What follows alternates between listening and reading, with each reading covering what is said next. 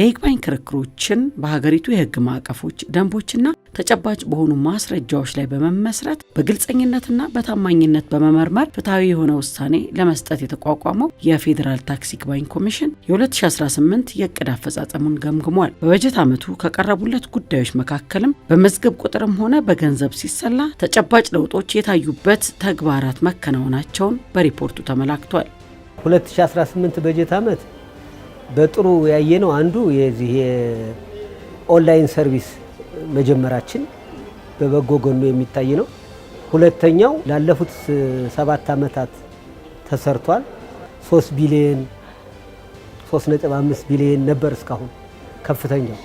ዘንድሮ ግን 9.8 በጣም ከፍተኛ ገንዘብ ያለው መዝገብ ነው። ይሄ እንግዲህ ለመንግስትም ለታክስ ከፋዩ በጣም ከፍተኛ የሆነ ፎይታ የሚሰጥ ውሳኔ ነው ማለት ነው። የተወሰነ ውሳኔዎችን ቀልጣፋ ከማድረግ አንጻር፣ ተደራሽ ከማድረግ አንጻር፣ እንደዚሁም ደግሞ የውሳኔ ጥራትንም ከመጨመር አንጻር እንግዲህ ከጊዜ ወደ ጊዜ በቦታው ላይ ልምዳችንን እያካበትን የነበሩ ስህተቶችን እያረምን ነው የምንመጣውና አሁን ያለፈው በጀት ዓመት ከሌሎቹ በጀት ዓመታት በአፈጻጸም ላቅ ያልንበት በታክስ ላይ በጉምሩክ መዛግብት ላይ ያለን እውቀትም ደግሞ ሰፋ ያለበትና በተሻለ ፍጥነት ጥራት ውሳኔዎችን የሰጠንበት ነውና ቆንጆ ዓመት ነበረ። የባለድርሻ አካላት በዋናነት የገቢዎችና የጉምሩክ ኮሚሽን ኃላፊዎች ባሉበት የተደረገ ውይይት ነው። በዋናነት ሁለቱን አካላት የጠራ ነው። የታክስ ይግባኝ ኮሚሽን በዋናነት ጉዳዩን በይግባኝ የሚያየው የጉምሩክና የገቢዎችን ጉዳይ በመሆኑ ምክንያት ስራዎቹንም ከነሱ ጋር በአብዛኛው ስለምንሰራ ይህንን መሰረት አድርገን የተገኙ ችግሮች ካሉ ኤክሴል የሚደረጉ ጥሩ አፈጻጸሞች ካሉ እነሱን መሰረት አድርጎ የ2018ን በአግባቡ መገምገም ለቀጣይ ደግሞ ግብዓት የሚሆኑትን በልካቸው መጥኖ ለማሻሻል የተደረገ ውይይት ነው።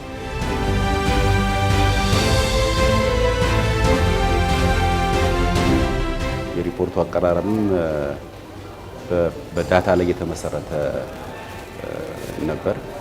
ምናልባት ትንታኔዎቹም በጣም ከስራዎቻቸው ጋር በደንብ የሚዛመዱና አማቃቸው ጉዳዮች ስለነበሩ ጥሩ የሆነ ሪፖርት እንደነበር አይቻለሁ። 2018 በጀት ዓመት እንደ ታክስ ይግባኝ ኮሚሽን በአብዛኛው በስኬት የተጠናቀቀ ዓመት ነበረ። ከምን አንጻር በፊት ከነበሩ ተገምግመው በድክመት ይነሱ የነበሩ ነገሮች በአጠቃላይ አሁን 2018 ላይ አልታዩ። በዚህ ዓመት የማየት እድል ገጥሟል። የማስፈጸም አቅም ከአምናው ዘንድሮ የተሻለ ሆኗል ማለት ነው። የግብር ጉዳይ መንግስትና ህዝብ መድረክ የሚፈጥሩበት ጉዳይ ነው። ቀላል ጉዳይ አይደለም። ያም ከመሆኑ አንጻር ደግሞ በጥብቅ ዲሲፕሊን መመራትም ያለበት ነው። ከዛ ባለፈ ደግሞ የሚመጡ ማስረጃዎች፣ የሚቀርቡ ክርክሮች እነዛ ነገሮች የሚመዘኑበትም ወይ ኢምፓርሻሊቲውን የጠበቀ እና የህዝብ አገልጋይነት በተላበሰ መልኩ ሊሰጥ የሚገባው ሰርቪስ ነው ቶታሊ። ስለዚህ ከዛ አንጻር 2018 የታክስ ይግባኝ ኮሚሽን በጥብቅ ዲሲፕሊን በጣም በትጋት ከዛ ባለፈ ደግሞ የህዝብን ቅሬታ በሚፈታ መልኩ በዝግጅት የታለፈ ዓመት ነው። የፌዴራል ታክስ ይግባኝ ኮሚሽን በ2018 በጀት ዓመት 1224 መዝገቦች ቀርበውለት ከነዚህ ውስጥ 960 መዝገቦችን አከራክሯል። ኮሚሽኑ ካከራከራቸው 960 መዝገቦች መካከል ለ958ቱ ውሳኔ ማስተላለፍ ችሏል። ይህ አፈጻጸም በገንዘብ ሲሰላ 9 ቢሊዮን 864 ሚሊዮን 684 ሺህ ብር ውሳኔ ያሳረፈበት የስኬት ዓመት ነበር። ግብር በተሳለጠ ሁኔታ እንዲከፈል ነጋዴው ቅሬታ ሳይኖረው ግብሩን እንደ ግዴታ አገራዊ ግዴታ ነው፣ የዜግነት ግዴታ ነው ብሎ እንዲከፍል መደመጥ አለበት፣ መሰማት አለበት። ቅሬታው በአግባቡና በሕግ በስርዓት መፈታት አለበት የሚል እምነት ተይዞ ነው ይሄ ተቋም የተቋቋመው። ይሄ ተቋም ይሄን ያክል ገንዘብ መጠን የያዘና በቁጥሩም ይሄን ያክል ብዛት ያለው መዝገብ አይቶ ውሳኔ ሲሰጥ ነጋዴው ማህበረሰብ እፎይታ አግኝቷል ማለት ነው። ጥያቄው ተመልሶለታል ማለት ነው። መንግስት ደግሞ ገንዘቡ በተገቢው ሁኔታ በጊዜው እንዲከፈለው ተደርጓል ማለት ነው። የቀረበው የዕቅድ አፈጻጸም የበጀት ዓመቱ በጣም ጥሩ ነው፣ የሚያሰይ ነው። ነፃና ገለልተኛ ሆኖ እየሰራ ያለ ኮሚሽን ነው። ውሳኔዎቹን በፍጥነት እያወጣ ያለ ነው በየጊዜው። የህግ በላይነትን ለማረጋገጥም ደግሞ እየሰራ ያለው የመዝገቦች የወሰናቸው መዝገቦች አፈጻጸም ለማስፈጸም ከፍተኛ ጥረት እያደረገ ይገኛል። የተቋቋመበትም ዋነኛ ዓላማ የቀረቡለትን መዛግብት አይቶ መርምሮ አከራክሮ ፍትሃዊ፣ ቀልጣፋ፣ ተደራሽ የሆነ ውሳኔ መስጠት ነውና ከዛ አንጻር በእነዚህ መዛግብት ላይ ባለው የሰራተኛ ብዛት፣ የዳኛ ብዛት ይህንን አመርቂ ውጤት ማስፈጸሙ ትልቅ አቺቭመንት ነው ብዬ ማስበው። በ2017 ለምሳሌ ለአብነት ነው ማነሳው። በ2017 469 መዝገብ ነው ይዘን የተሻገር ነው። 2018 ላይ ግን እሱን በግማሽ ቀንሰን 262 አካባቢ መዝገብ ይዘን ተሻግረናል። ያ ማለት በግማሽ ዋን ስቴፕ አሄድ ሄደናል ማለት ነው። ያ ማለት እንግዲህ ኦልሬዲ መዝገቦች ተሰርተዋል። የሚሻገሩ መዝገቦች መቀነሳቸው የሚያሳየው ምንድነው? በምን አይነት ፍጥነትና በምን አይነት ትጋት ስንሰራ እንደከረምን የሚያሳይ ነገር ነውና 2018 አይ ቲንክ በጥሩ ሁኔታ አጠናቀናል። እንደው እንደ ሀገርም ያለው ድባብ ግልጽ ነው። ሰው ስራ ላይ እንዲያተኩር የሚገፋፉ ነገሮች ያሉበት ሁኔታ ነው ያለው።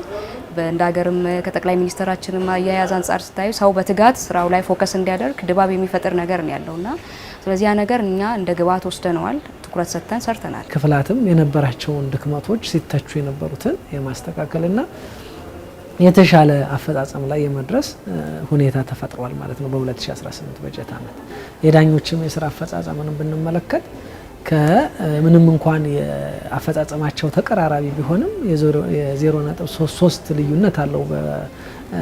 በውሳኔ አሰጣጥ አምና 99.56 ነበረ እንደ በጀቱ፣ በተመሳሳይ ዘንድሮ ደግሞ 99.79 የሚሆን ልዩነት ነው በዳኞችም ስኬት የታየው ማለት ነው። ስለዚህ ከዚህ አንጻር ከዳኝነት ክፍሉ ጀምሮ ሌሎችም የስራ ክፍሎች የስኬት አመት እንደነበረ ያሳያል ማለት ነው። የ2018 በጀት አመት ጥሩና ጉልህ ስራ ብለን የምናስባቸው አንደኛ የኦንላይን ፕሮግራም ይዘን ከዚህ ከሐምሌ 1 2018 ጀምረን በበጀት አመት በ2019 የሚታሰብ መመዝገብ መቻላችን፣ ሁለተኛ የነባሩትን ሃርድ ኮፒዎች ሶፍት ኮፒ አድርጎ ለዚህ ሲስተም አካል ማድረግ፣ ሶስተኛ የሃርድ ኮፒን አደረጃጀት እንደየመዝገቡ ባህሪ አደራጅቶ መያዝ።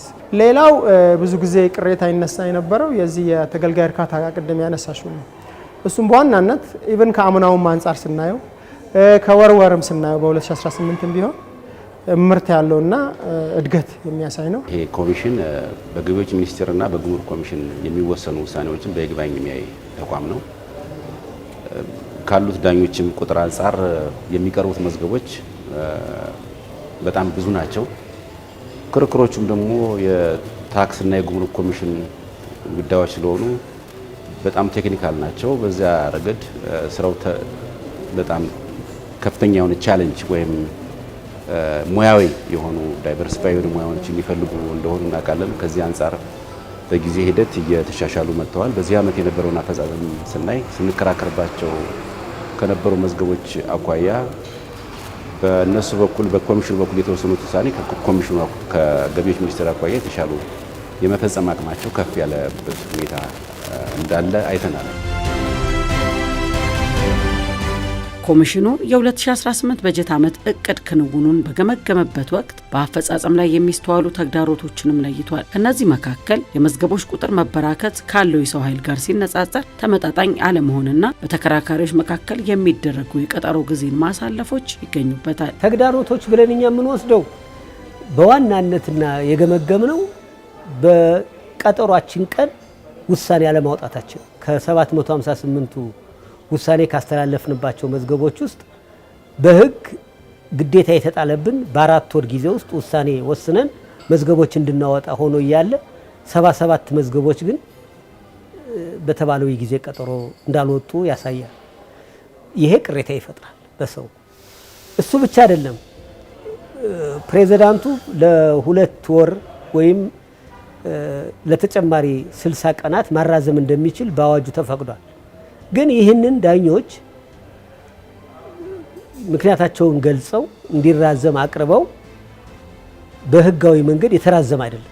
ቀጠሮውን አያውቀውም። ሰው ሲመጣ ሬጅስትራር ሲጠየቅ ውሳኔ አልደረሰም ነበር የሚባለውና ይሄ በተደጋጋሚ ገምግመን ከዚህ በኋላ እንደዚህ አይነት ነገሮችን ችላ ብለን አናልፋቸው። በሪፖርቱም ላይ የተነሳ ዋነኛ ተግዳሮት ውሳኔዎችን በተያዘላቸው የጊዜ ገደብ አለመውጣት ነው። እንግዲህ በዋነኝነት ምክንያቶች አሉት ይሄ የሆነበት ማለት ነው። እንግዲህ በግራ ቀኙ ተለዋጭ ቀጠሮች የመጠየቅ፣ ማስረጃ ዘግይቶ የመምጣት፣ በክርክር ቀን ያለ መገኘት የመሳሰሉት እንግዲህ ኤክስተርናል ፋክተሮች ናቸው ብለን ልናነሳ እንችላለን። ግን ኢንተርናሊም ደግሞ አንድ ዳኛ የተሰጠውን መዝገብ በጊዜው በጥራት ያለ መስራትም ደግሞ ሌላው ተግዳሮት ነው ማለት ነው። የማስረጃ መንጠባጠቦች አንዳንዴ እነዛ ነገሮች ጎታች ናቸው። ውሳኔ በጊዜ ስፒዲ ትራያልን የሚጎትቱብን ነገሮች ይሆናሉ። ክርክር መሀል ላይ ስደርሺ የሚገኝ ፋክት ይኖራል። መሀል ላይ ስደርሺ የሚገኝ የህግ ክርክሮች ይኖራሉ። እነዛን ለማስረዳት ማስረጃ መሰብሰብ ያስፈልጋል። እንደገና ወደዛ የሚመልሰን ነገሮች ይኖራሉ። እነሱ ነገሮች እንደ አንድ ክፍተት ላነሳቸው ፈልጋል። ሌላው አንዳንድ የሚወጡ ህጎች የሚወጡ እነዚህ ዳይሬክቲቭ መመሪያዎች እነዛ ነገሮች ኢንኮንሲስተንሲ አላቸው። በተለይም በግብር ሰብሳቢው አካል በኩል የሚወጡ ናቸው በአብዛኛው መመሪያዎቹ። እነዛ መመሪያዎቹ አንድ ውሳኔ ተወስኖ ሳያልቅ ሌላ መመሪያ ኦልሬዲ መጥቷል። ክርክሩ ተጀምሯል። ክርክሩ የተጀመረበት መመሪያ እያለ ሌላ መመሪያ ደግሞ ከኋላ ወጥቶ የምታገኝበት ሁኔታ ይኖራል። ስለዚህ ይህ ነገር የፍትሁን ወይንም የውሳኔውን ጥራት በተወሰነ መልኩ ሊያጓትት ይችላል። እሱ እንደ ተግባሮት የምንወስደው ነገር ነው። የፌዴራል ታክስ ይግባኝ ኮሚሽን በቀደሙት ዓመታት በተደራሽነት ረገድ ሲነሱበት የቆዩ ክፍተቶችን በመቅረፍ በ2018 በጀት ዓመት ማጠናቀቂያ ላይ የኦንላይን አገልግሎትን ለሕዝብ ይፋ ያደረገ ሲሆን ይህም አገልግሎቱን የሚፈልጉ ማንኛውም ተገልጋዮች ካሉበት ቦታ ሆነው የአገልግሎቱ ተጠቃሚ እንዲሆኑ እድል የሚፈጥር ነው። በዋናነት ቅድም እንዳልነው የተገልጋይን ሀስል የሚያቀለው በምንድን ነው? አንደኛ ቤቱ ቁጭ ብሎ ይግባኙን ፋይል እንዲያደርግ፣ ሁለተኛ አሁንም ቤቱ ቁጭ ብሎ የቀጠሮ ቀን መቼ እንደሆነ እንዲያውቅ፣ አሁንም ሶስተኛ ደግሞ ከተከራከረ በኋላ ደግሞ ውሳኔ መቼ እንደሚያገኝ ማወቅ፣ የተለዋጭ ቀጠሮውንም ታክስ ይግባኝ ኮሚሽን በግንባር ሳይመጣ ባለበት ባለው የኦንላይን ሲስተም ማወቅ መቻሉ ይህንን የይግባኝ ባይ በዋናነት ከእንግልት የሚያድንና ይህን አገልግሎታችንን ከፍ የሚያደርግ ነው። ፍትሃዊ፣ ቀልጣፋ፣ ተደራሽ የሆነ ውሳኔ መስጠትን ማሳለጥ ነው። በቴክኖሎጂ የታገዘ የአሰራር ስርዓትን መዘርጋት ነው። ለዚህም የዳታቤዝ ሲስተምን ላውንች አድርገን ኢፋይሊንግ ተጀምሯል። ስለዚህ ይህንን ከገቢዎች ከጉምሩክ ጋር ኢንተግሬትድ የሆነ ሲስተም ወደ ተግባር አስገብተን ባለጉዳዮቻችን ካሉበት ሆነው ታክስ ይግባኝ ኮሚሽንን አክሰስ ማድረግ የሚችሉበት፣ ይግባኝ ማቅረብ የሚችሉበት፣ ለክርክር ብቻ መጥተው ውሳኔም ባሉበት እንዲደርሳቸው የሚደረግበትን አሰራር ነው ይዘን የምንቀጥለው። እንደ ሀገርም በእቅድ ከተያዘው አንዱ የቴክኖሎጂን ማስፋፋት ነውና ከዛ አንጻር ኮሚሽኑም የበኩሉን ተወጥቶ ባለጉዳዮችን እርካታ በጠበቀ መልኩ ስራዎችን ለመስራት ነው ቀጣይ እቅዳችን ማለት ነው። ባለፉት ዓመታት እንግዲህ አገልግሎት አሰጣጣችን የተገልጋይ እርካታ ዳሰሳ በየዓመቱ በሁለት መልኩ ጥናት ይደረጋል። አንደኛው የመጀመሪያው የሬጅስትራርን አገልግሎት የሚያገኙ ሰዎች በየቀኑ በየጊዜው ሲመጡ የአስተያየታቸውን መቀበል፣ ውሳኔም ሲያገኙ መዝገብም ሲከፍቱ ከመጀመሪያው እስከ መጨረሻው የመሰብሰብ ስራ ይሰራል። በሁለተኛ ደግሞ በአመታዊ የዳሰሳ ጥናት ይደረጋል። ከተቋማትም እንዲሁም ደግሞ ከይግባኝ ባዮችም ይሄው ዘንድሮ ደግሞ ምን ተደርጓል? በፊት በሃርድ ኮፒ ነበር ጥያቄ የምናዞረው። አሁን ደግሞ በኦንላይን ባሉበት ቦታ አስተያየት ሀሳብ እንዲሰጡ ተደርጎ ያ ቅርብ ጊዜ የተጀመረ ሆኖ ባይጠናቀቅም ውጤቱን ግን ስናየው የተሻለ እንደሆነ ለመረዳት ችለናል ማለት ነው። ታክስ ይግባኝ ኮሚሽን በየጊዜው የሚያወጣቸው ውሳኔዎች ከራዕይና ተልዕኮ ጋር የተጣጣሙ፣ እሴቶች በተግባር የሚገለጡበት፣ በተለይም በጉምሩክና በገቢዎች በኩል ተጨባጭ መሬት ላይ ወርደው ለውጥ የሚያመጡ የሀገርንም ጥቅም ያስቀደሙ ናቸው። የኛ ውሳኔ ኢምፓክት እያመጣ እንደሆነ ያየንባቸዋል። አሁን ባለፉት 8 ዓመታት የተለያዩ ውሳኔዎች ያሳልፈናል በታክስ። እነዚህ ውሳኔዎቻችን ምን ኢምፓክት አመጡ ስንል ብዙ ህጎች ተቀይረዋል። በታክስ በግብር ሰብሳቢ እነዚህ ህጎች እኛ ውሳኔ እያደረግን ስንወስናቸው የነበሩትን እያዩ ነው። በውሳኔያችን አስተያየት የሰጠንበት የአሰራር ስርዓት ተዘርግቷል። እኛ መሻሻል አለበት ትክክል አይደለም ያልናቸው ህጎች እንዲቀየሩ፣ እንዲለወጡ፣ እንዲስተካከሉ ተደርገዋል። እንዲዘምን ተደርጓል። የታክስ አሰባሰብ ስርዓቱ አንዱ እንደውም እኛ ለምሳሌ ወደኛ ሲመጡ ተናባችሁ ነው እስኪ ሂዱና ተመልሳችሁ እንደገና ተቀራርባችሁ ተነጋግራችሁ ነው እያልን እንመልስ ነበር። አሁን በራሱ ባዋጁ በድርድር ጉዳዮች የሚፈቱበት ስርዓት እንዲዘረጋ ድረስ አድርገን ከዚያ በፊት የነበረው የጉምሩክና የገቢ ክርክር ጉዳይ በጉባኤ ነበር የሚታየው። ጉባኤ ተብሎ ከተለያየ ተቋም የተሰባሰቡ ሰዎች ነበር የሚያመጡ። ያ በጣም ጥራትንም ፍጥነትንም ያመጣል ነበር። በተለየ መልክ በኮሚሽኑ እንደዚህ መታየቱ 3 ነገሮችን ያመጣል። አንደኛ ያው ሰው በተደጋጋሚ ጉዳዮች ስለሚያይ የታክስ እውቀቱ እያደገ ይሄዳል።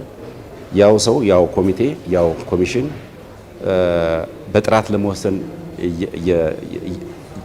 ራሱን አፕግሬድ እያደረገ እያሻሻለ ይመጣል። እሱ አሁን ታይቷል። በፍጥነት በመወሰንም በጥራት በመወሰንም እድገት አለ።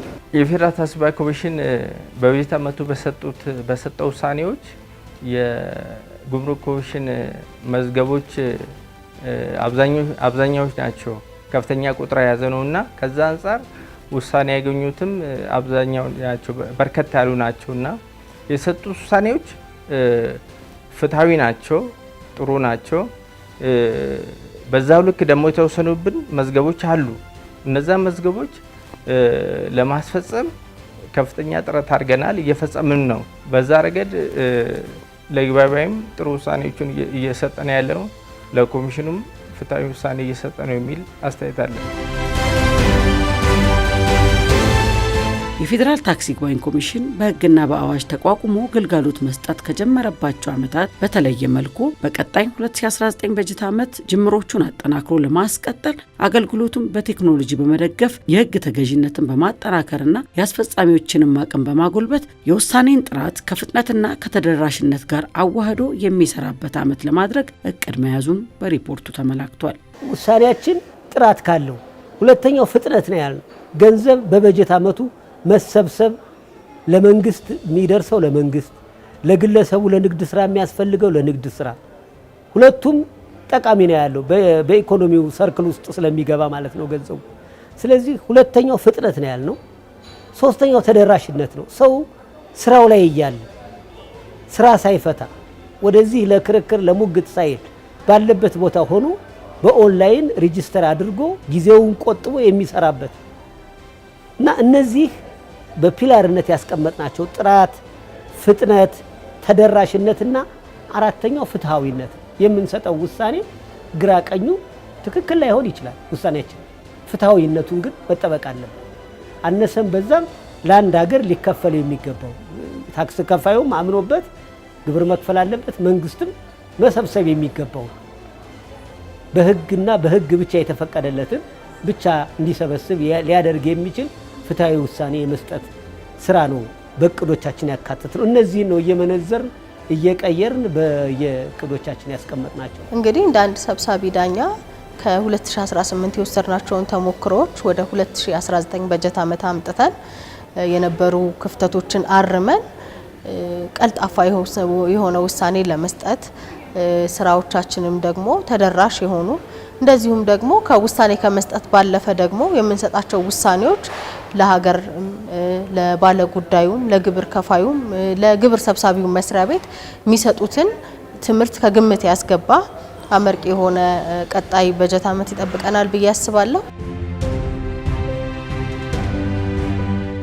በ2019 በዋናነት ትኩረት አድርገን እኛ ምንሰራው እንደ ኮሚሽን አንዱ ዲጂታላይዜሽኑን አጠናክሮ መቀጠል፣ ሁለተኛው ተገልጋዮችን በዋናነት ትኩረት ሰጥቶ ማገልገል፣ ሲስተሙ እየተከታተሉ ያለውን ችግር እየፈቱ እያዩ ማስተካከል፣ ይህንን አገልግሎት ለተገልጋዩ በአግባቡ አገልግሎት መስጣት ያለመ እቅድ ይዘን ነው ስራውን ለመጀመር ዱብ እያልን ነው። እንግዲህ በ2019 በእኔ በኩል እንደ አንድ ዳኛ እንደ አንድ ህዝብ አገልጋይ ምንድነው ማስበው ዘንድሮ ያየነውን ውጤት ማስቀጠል ነው የምፈልገው።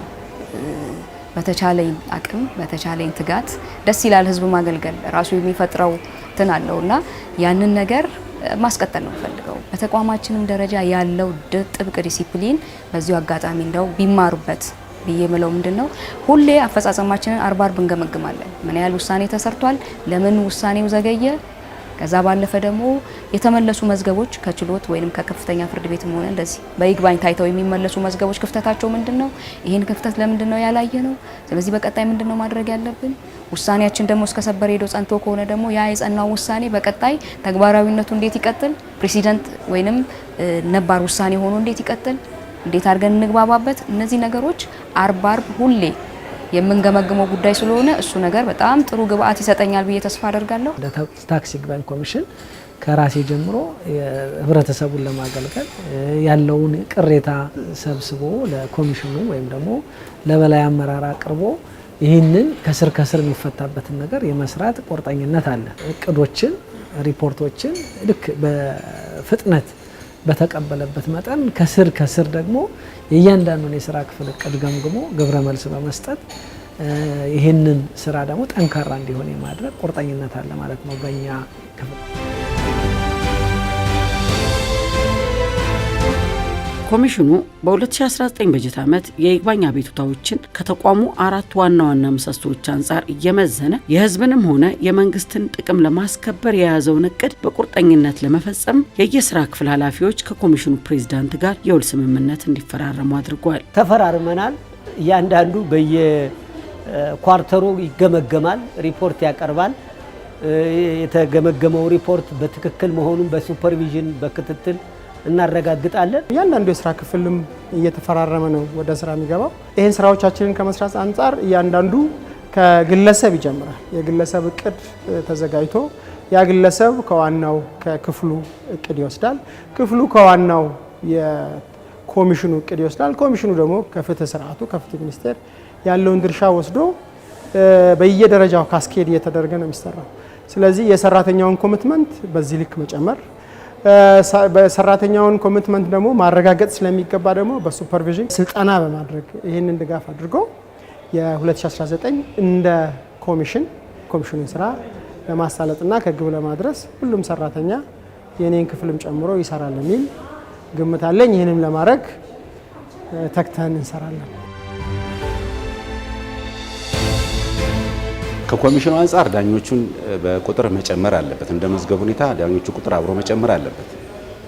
በምን ያህል መጠን እንደሚጨምሩ አላውቅም፣ ግን መጨመር ከኬዙ አኳያ መጨመር አለበት። የህግ ማዕቀፋቸው ያንን ማድረግም መፍቀድም አለበት። አንድ ሁለተኛ የዳኞቹ ኮምፖዚሽን የህግ ባለሙያዎች፣ አካውንታንቶች፣ እንደዚህ አይነት ኢኮኖሚስቶች እንዲኖሩበት ይፈቅዳል። ከሎው ስኩል የሚመጡ ልጆችም ሊኖሩበት ስለሚችሉ እነዚህ የፍትሐብሔር ክርክር አጠቃላይ መርሆች የግብር ይግባኝ ክርክር ደግሞ የሚመሩባቸው አዋጆች በደንብ መግቢያ ስልጠና እንዲያገኙ ማድረግ አንዱ መሰረታዊ ነገር ነው። ሁለተኛ ምናልባት ነፃነታቸው ማስከበር፣ የዳኞቹን የኮሚሽን ዳኞች ነፃነት መስጠት፣ እነሱም ነፃ ሆነው በገቢዎችም በኮሚሽኑ ላይ እንዲሁም በታክስ ከፋይ መወሰን የሚያስችል የቁመና የህግ ቁመና እንዲኖራቸው ያስፈልጋል። በ2019 ፌዴራል ታክስ ጉባኤ ኮሚሽን በክልሎች ላይ ወይም በተለይም በተመረጡ ክልሎች ላይ ችሎትን ቢያቋቁም ጥሩ ነው ብዬ እመክራለሁ። አንደኛ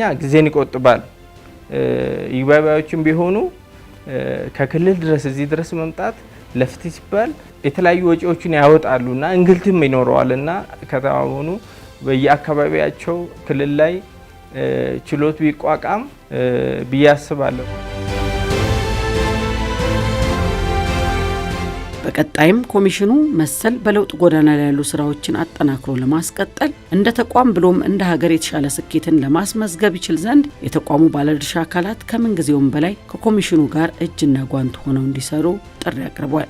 እንግዲህ ለባለ ጉዳዮቻችን ለግብር ከፋዩ ማህበረሰብ እንደዚሁም ደግሞ ወደ ክርክር ወደኛ ለሚመጡ የገቢዎች ሚኒስቴርና የጉምሩክ ኮሚሽን ነገረ ፈጆች የሚኖረኝ መልእክት ከአለፈው በጀት ዓመት ያየናቸውን በዝርዝር የታዩ ተግዳሮቶች በመቅረፍ ክርክሮችን በጊዜ በማካሄድ መልሶችን በአግባቡ በማቅረብ እንደዚሁም ደግሞ ኮሚሽኑ አሁን አዲስ የጀመረውን የኢፋይሊንግ ሲስተም በማገዝ ባለጉዳዮችም መዝገባቸውን በሲስተም በመክፈት ባሉበት ሆነው በገቢዎችና ጉምሩክ በኩልም ከነሱ የሚጠበቁትን መልሶችን፣ ማስረጃዎችን ይህን ሲስተም በመጠቀም በማቅረብ ጊዜያችንን እንቆጥብ፣ ጉልበታችንን፣ ገንዘባችንን ቆጥበን ቀጣይ ዓመትን ከዚህ የተሻለ አፈጻጸም ከዚህ የተሻሉ በፍጥነት በጥራት የሚወጡ ውሳኔዎችን ተደራሽ እንድናደርግ በእናንተ በኩል የሚፈጸመውን የሚፈለገውን እንድታሟሉ ጠይቃለሁኝ። አመሰግናለሁ። የታክስ ይግባኝ ኮሚሽን ህብረተሰቡን